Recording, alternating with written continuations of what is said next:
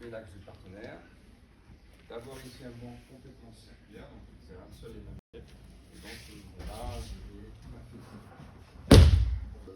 dans cette position. Omainichi.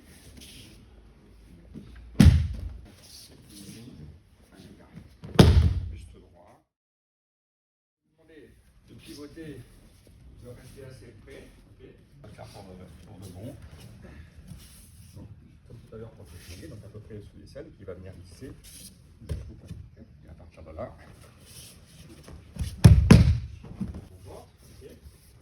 je ne vais pas reproduire ce qui n'est pas possible dans une situation plus contraignante. C'est vraiment le corps.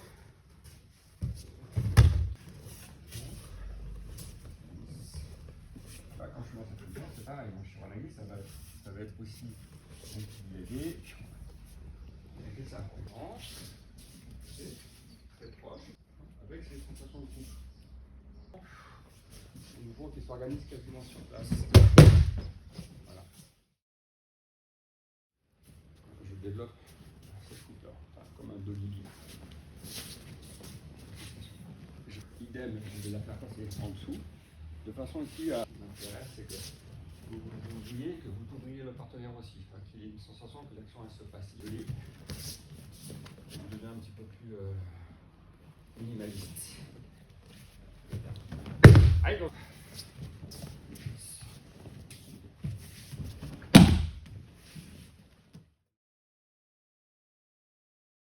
Je cherche à travailler cette sensation de coup. C'est déjà finalement le début du cercle qui va me donner cette rotation-là.